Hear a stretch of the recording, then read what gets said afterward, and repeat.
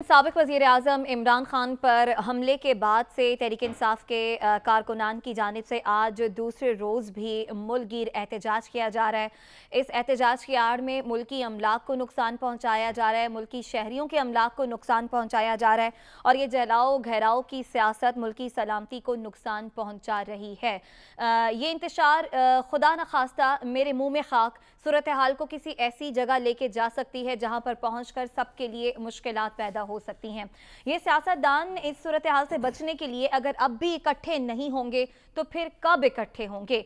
अगर वक्त से पहले इंतखाबात हो जाते हैं तो क्या हर्ज है? अगर तहरीक इंसाफ थोड़ा सब्र कर लेती, इंतखाबात अपने मुकर्ररा वक्त पर होते हैं तो इसमें क्या हर्ज है? इसके साथ साथ हम प्रोग्राम में बात करेंगे कि क्या किसी के पास इस सियासी बहरान के खात्मे का कोई फार्मूला मौजूद है? ये सियासी इंतशार कैसे ख़त्म होगा? इस पर हम अपने पैनलिस्ट की राय लेंगे।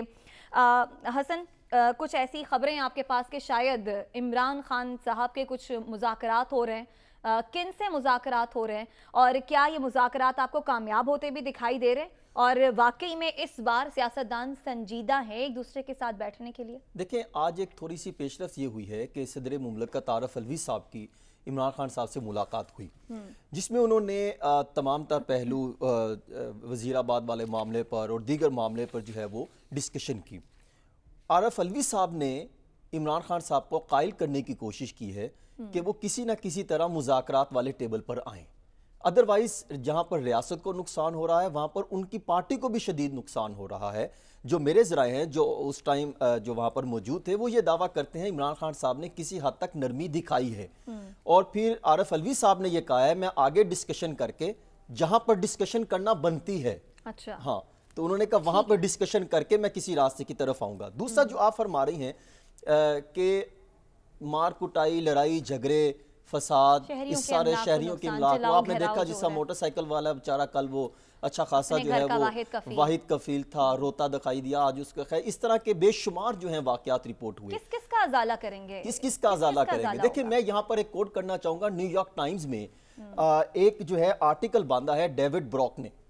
वो ये कहते हैं 244% अदम इत्मीनान, लड़ाई झगड़े, फसाद और परेशानी, उदासी, मायूसी की जो है वो कैफियत में इजाफा हुआ है 2011 से लेके 2019 तक।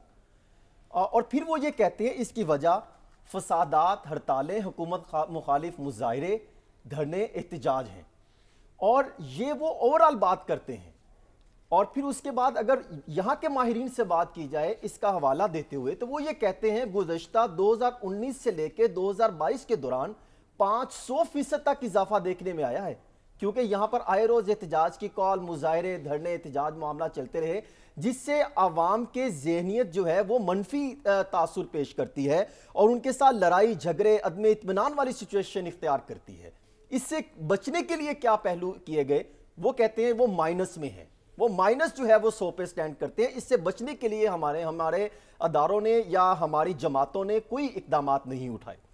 दूसरा, अगर आप बात करें कि जब खान साहब इक़्तिदार में थे या मुस्लिम लीग नून इक़्तिदार में थी, पाकिस्तान पीपल्स पार्टी इक़्तिदार में थी, तो उस वक्त इनके बयानिए कुछ और हुआ करते हैं जी। और जब ये इक़्तिदार से निकलते हैं, अपोजिशन में आते हैं, तो उस वक्त इनके बयानिए कुछ और होते हैं।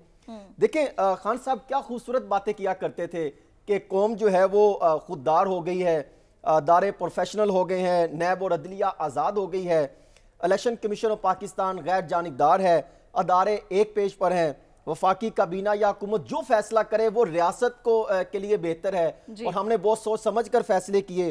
पुरअमन एहतजाज करना आईनी हक है और वो एक दायरे कार में रहते हुए किया जाए, रियासत को नुकसान ना पहुंचाया जाए, इमलाक को नुकसान ना पहुंचाया जाए, शहरियों को नुकसान ना पहुंचाया जाए।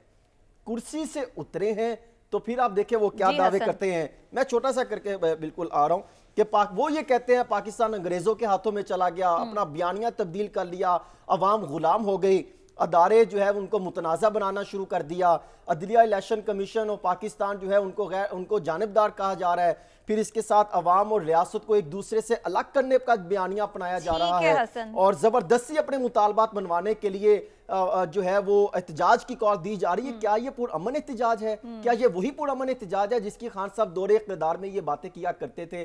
گورنر ہاؤس کے ساتھ کیا ہوا آپ کے سامنے ہی ہے. کس طرح اسلام آباد، کراچی میں کیا کیا آپ کے سوالات کرنا بنتے ہیں، ضرور بنتے ہیں. یہ تمام سیاستدانوں کا ایسا ہی رویہ، لیکن چونکہ عمران خان صاحب خود کہتے ہیں کہ وہ دیگر سیاستدانوں سے جو ہے وہ مختلف ہے، تو ظاہر ہے ٹھیک ہے آپ کا سوال کرنا بنتا ہے.